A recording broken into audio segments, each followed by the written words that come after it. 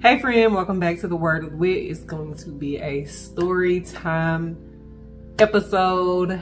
I am going to be sharing a testimony and I'm smiling, but this is a really challenging one to share. Honestly, I had kind of like put this deep into my subconscious, I think.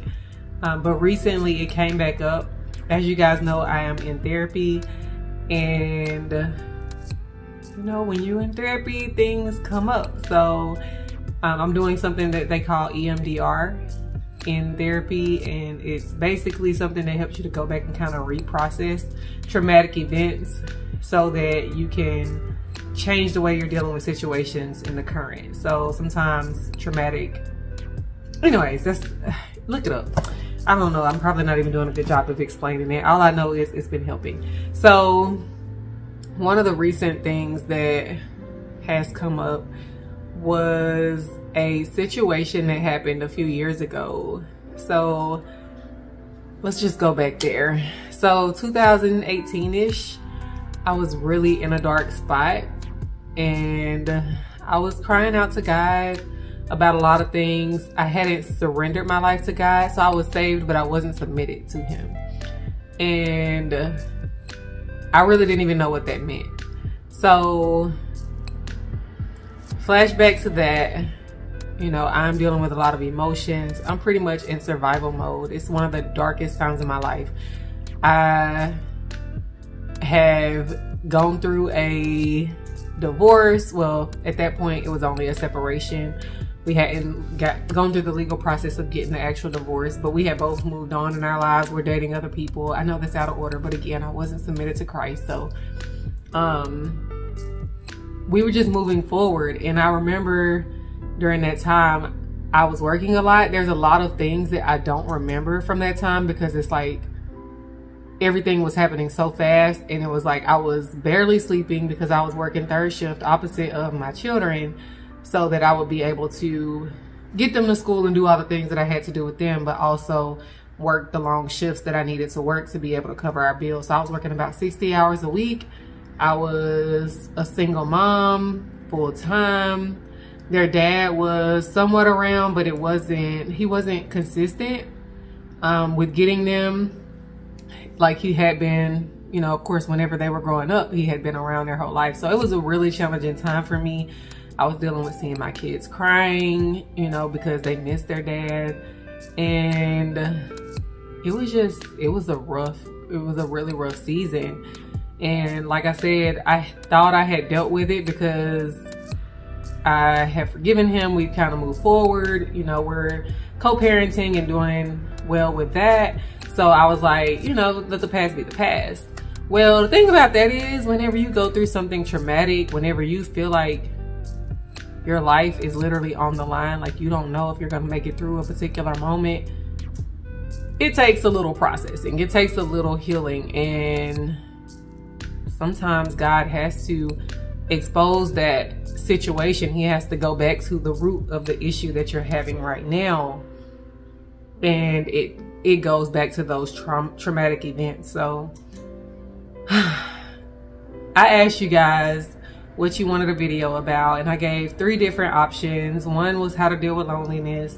One was sharing the gospel with friends, and then the other one was my testimony. So this is the one that you guys voted for the most. You wanted to hear my story, and it would take several videos to go through all of that because I wasn't one of those people that was saved overnight and everything radically changed for me.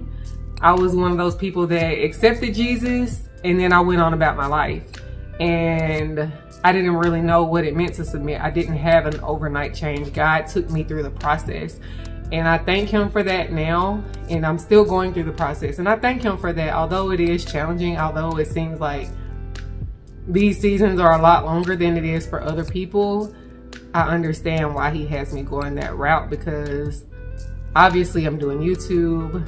I have my women's ministry, and there are a lot of people that I'm pouring into, you know, my children, the women in my ministry, through social media, all the things. So I can't just snap through it. Like he can't just snap his fingers and pull me through it, which he could. I mean, it's possible for him, but if he did that, I wouldn't be able to minister to the people that he's called me to, because I wouldn't understand the things that they're going through. I wouldn't understand the real life situation. So I really thank God for that. So I want to preface this video by saying that I am grateful for the journey. And though it has been hard, and though I had to go through some really challenging things, it has made me a lot better. So this particular moment, or this particular part of my testimony, like I said, it was one of the darkest times of my life. I was really like working, taking care of kids, and then on Saturday nights, if I could get a babysitter, I was in the club or at some type of party, some type of bar, somewhere, dealing with what I was dealing with alcohol or whatever. If I wasn't at work, that is. So yeah, it was a struggle.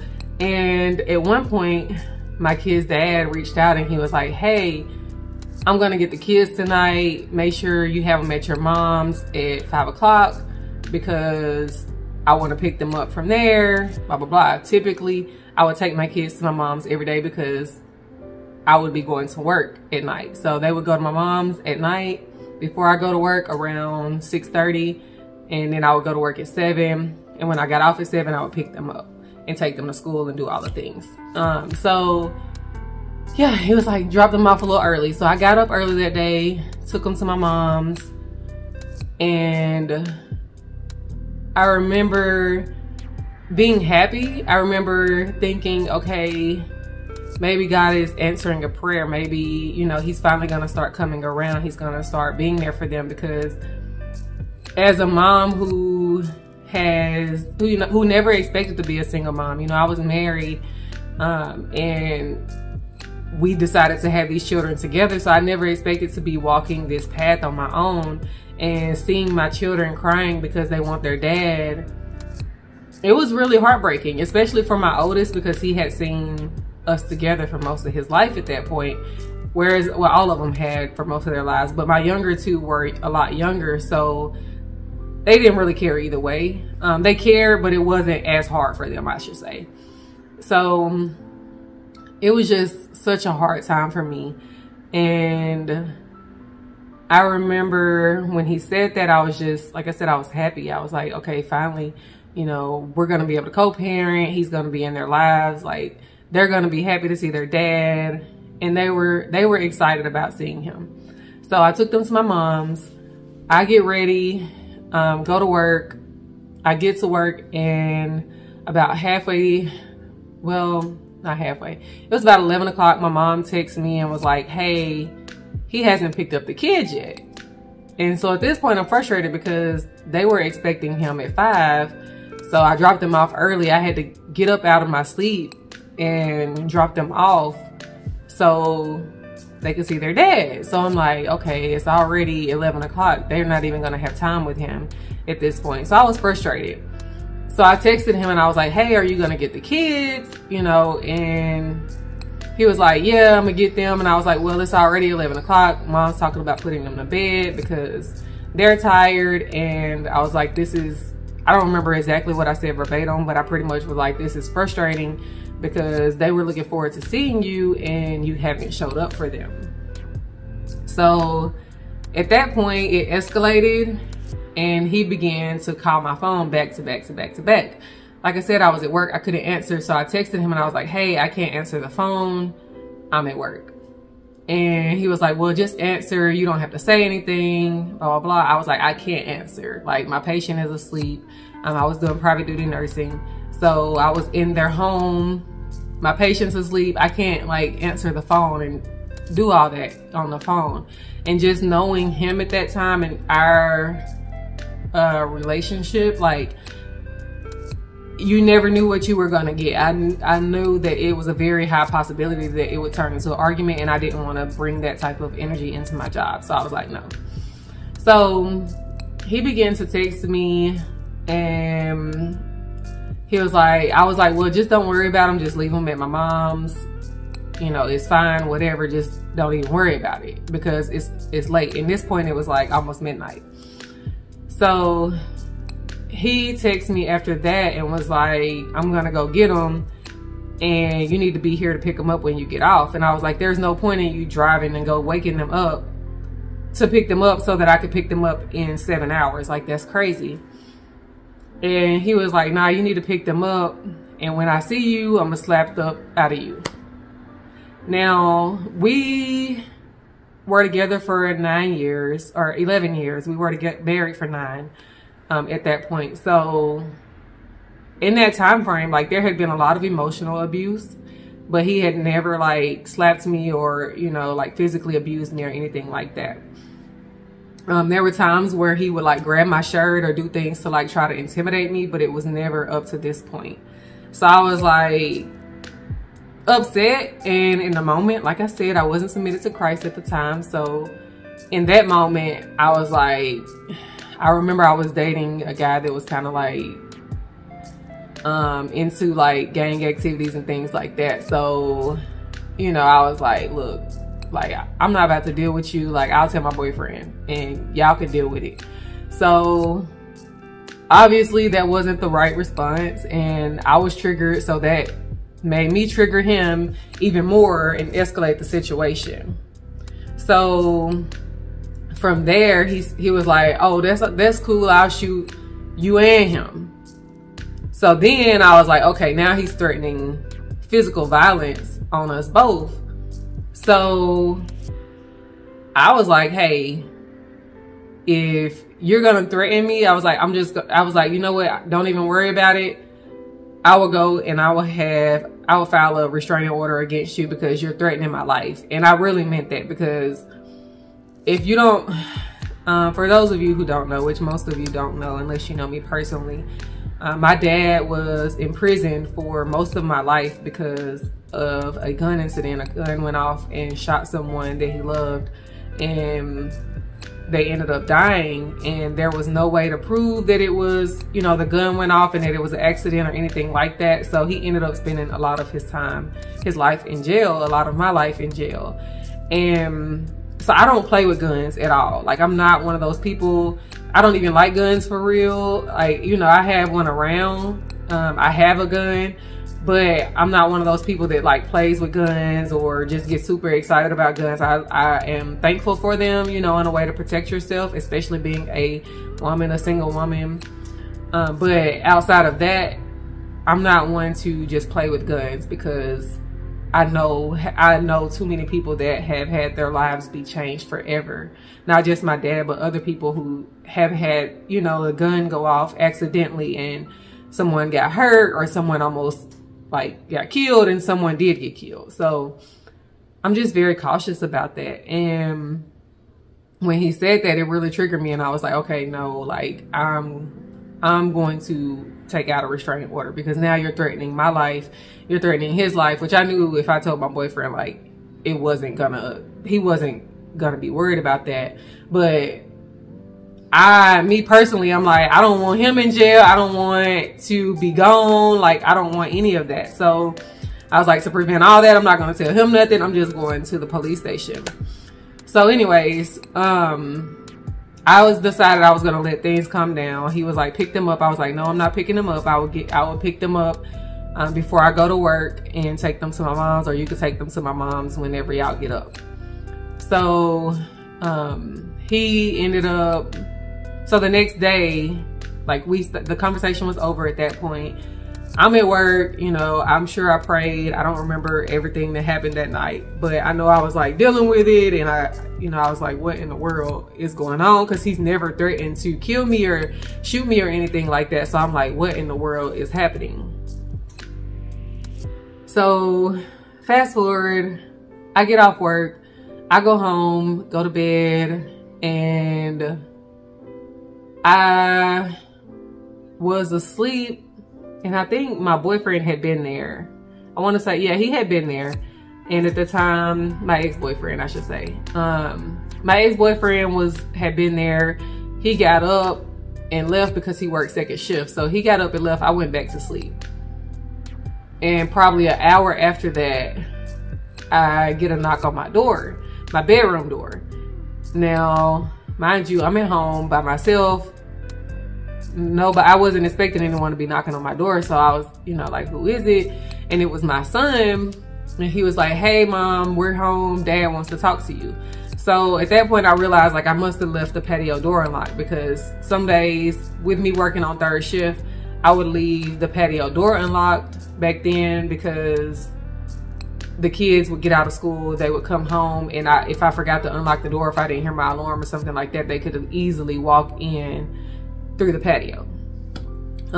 You know, they could jump over the patio and come in. So that's what my son did. He came in through the patio and he opened the door, let his dad in, let his brother and his sister in. Literally, y'all, like my heart is racing. Just even thinking about it, that's crazy. All these years later, it's been 5, almost 6 years. So yeah, so then I was like, he was like, hey mom, dad wants to talk to you. And I was like, no, you know, I'm not coming out there. Just tell him to call me and we can talk. And then you could kind of hear him like whispering something, or maybe he was talking or whatever. I don't know if he was down the hall or whatever, because my bedroom was in the back of the apartment, but I could hear him talking. I just couldn't tell what he was saying. And then he came back and he was like, dad wants you to come out and talk to him. And I was like, no, you know, I'm not gonna talk to him. He could just give me a call. So at that point, their dad starts talking through the door, and he was like, you need to come out. And he's like yelling at me. He was like, you need to come out here. I want to talk to you. You need to come out here now. And I was like, no, like you threatened me. I don't feel safe. You need to leave my apartment or I'm going to call the police. He continued to yell at me through the door, and I was scared at this moment. Like, I remember just really thinking like, what's going through his mind? Like, he's threatening to shoot me. He's coming to my apartment uninvited. Like, this wasn't a regular thing where he just came in and got to hang out or anything like that. Like, no, I live separately. He didn't have a key to my place. He wasn't invited in, none of that. And I'm like, he's in my apartment. This man that has threatened to put his hands on me, he's also threatened to shoot me. And I'm thinking the situation had calmed down. Like, you know, he was going to bring the kids home, or I would pick them up, whatever, and everything would just be fine. But no, he's like yelling through the door. He's like, you need to come out. You need to come out. And I was like, no, like, I'm not going to come out. I'm going to call the police if you don't leave. My bedroom door was locked. I was literally, at the time, again, I was not submitted to Christ. Like I said, my ex-boyfriend had been there. I was literally in a t-shirt. Like, that's all I had on was a t-shirt. So at that point, he kicked in my bedroom door. And I instantly got like even more scared. I was like, my bed was like in the corner of the room. So I like scooted to the back of my bed and yanked the blanket to cover myself. And I started instantly calling 911. And he smacked the phone out my hand. My phone flew across the room. And he's like yelling at me. I honestly, like, at that point, I don't even know what he was saying. He had a gun in his hand. That's all I know, is he had a gun and he was waving it around, and he was like, I remember him threatening me and all of this. And I was like, what in the world is going on? Like, I don't know why he, you know, I had never seen him like this. And, oh, I had forgot to tell y'all, like, the night before, whenever I told him that I was going to take out a restraining order on him, he was like, I don't care. I don't have nothing else to lose. So when he came in and he had the gun, in my mind, it's like, he doesn't care about his life. He surely doesn't care about mine. You know, he has a gun. He's already threatened to shoot me. Why did he bring this gun in here? He knows the situation with my dad. Like, he knows. And, you know, the situation with my dad, like, is traumatizing for me. And he knows that I didn't even want my kids around guns at all. Like, and they're in the hallway. Like, they're seeing this. One of them went in the room and hid, and one of them was in their room crying. Like, it was traumatic for all of us. And I really thought, like,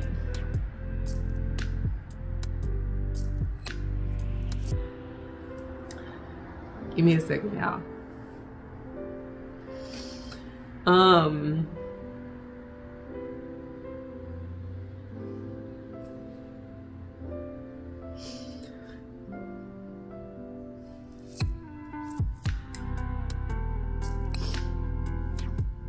Should have brought some tissues in here, but I didn't expect to cry.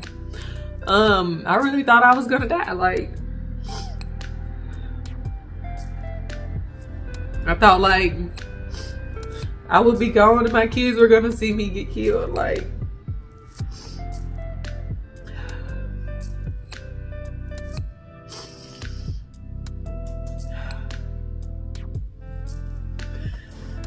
and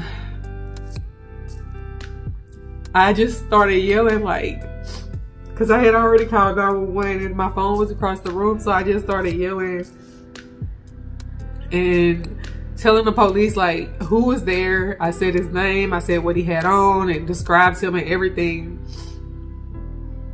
And then he was threatening to kill me and then he had a gun. And at that moment he left. He took off. He left out of my apartment. And I just thank God, like, that I called the police when I did, because it's like, what could have happened, you know? Y'all give me a minute to get it together. So it's like, sometimes, you know, life is really just unpredictable. And I remember telling you guys, like in another video, that I found a journal entry from 2018 where I had been praying and asking God to help me to be abstinent. And I remember, like, there's a lot of things that I don't remember in that season, but I do remember, like, seeking God. I remember being at work and working third shift and watching sermons all night on my laptop. And I remember writing out prayers and things like that, just asking God to help me in that season. And I remember, you know, looking to all these things to try to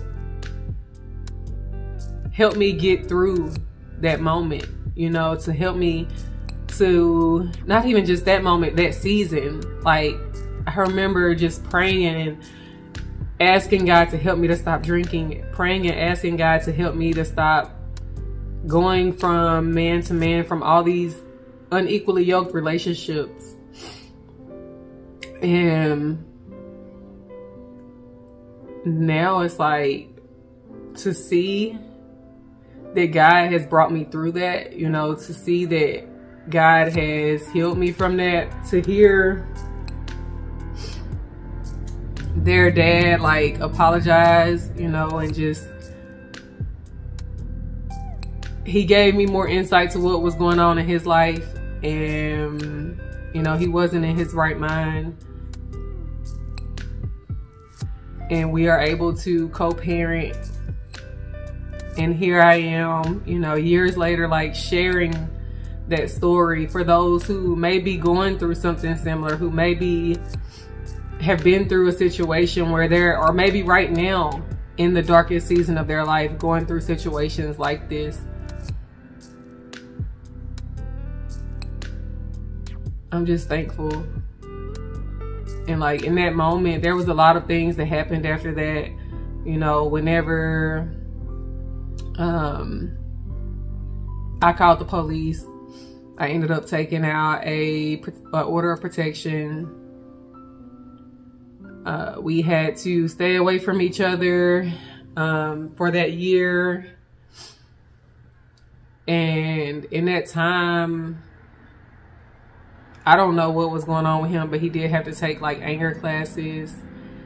And there was just a lot, you know, that God did in that season. And it didn't make sense. Like, I didn't understand why I had to experience that and why I was going through the things that I was going through. Because here I am, having been married to this man who did take care of his kids, who was, you know, present and there in the home with them, to him not being around hardly at all. And then after the gun situation, obviously with the TPO, like, that was shady. And from my understanding, he could only have, like, he was able to have supervised visits, but he says that his parole officer told him that he wasn't able to see the kids. So he didn't see the kids for most of 3 years.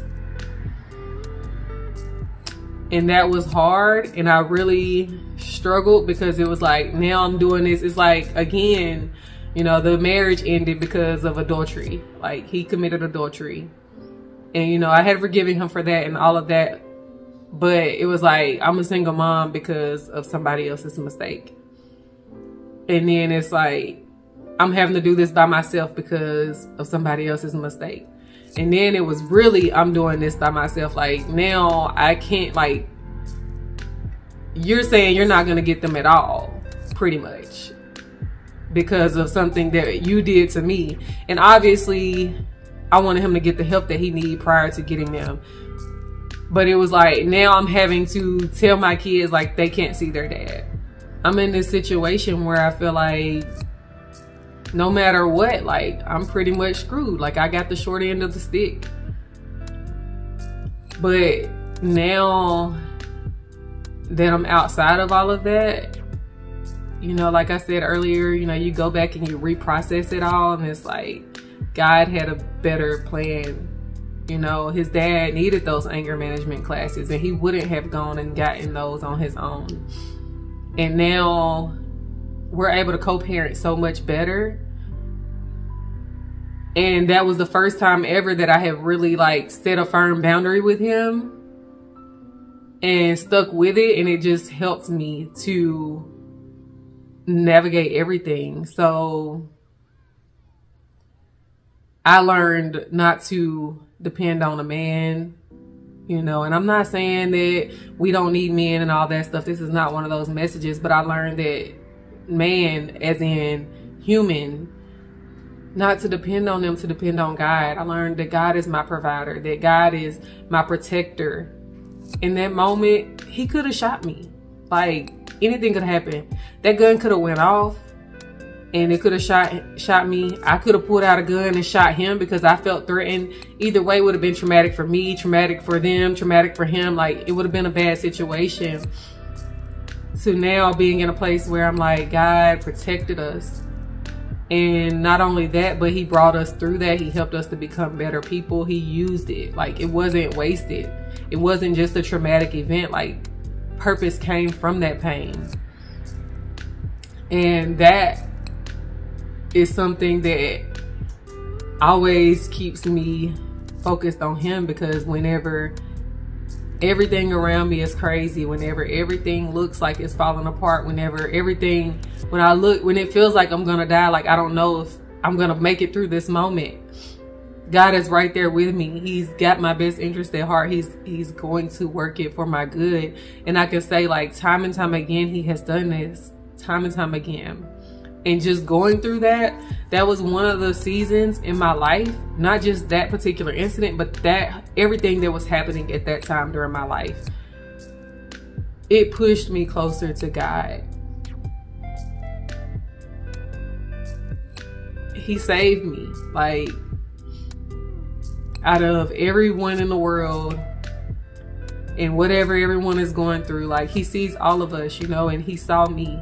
But it wasn't like, yes, he sees us all, but he sees you individually too.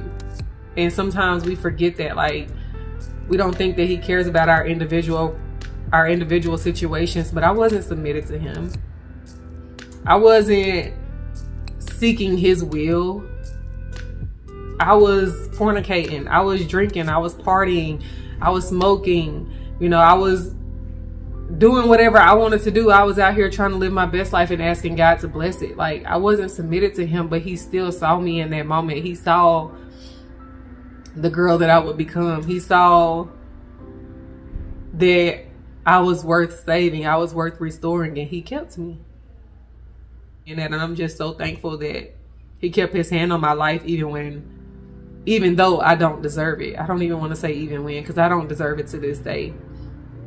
Like, yes, I'm more submitted to him, and yes, I'm, you know, trying to walk this walk, but even now, like, I still make mistakes. I'm still imperfect. I still can't do it without his grace. And I just thank him for that. So to the person who may have clicked on this video just to hear my story or be nosy or whatever, like, God is with you. And although it seems like nothing is happening and He's not working, he's not moving in your situation. Trust, he's moving, even when you don't see it. Like, I can see all the things, all the times he kept me, all the situations that he worked for my good, all the trouble that I got myself into that he fixed and worked out in my favor and for the favor of those around me, because I get to share my testimony and I get to inspire others to continue to seek him. So yeah, God is good, y'all. Like, he's so good. So don't ever let your current situation keep you from seeking after him. I love you. I will see you soon. Be blessed, friend.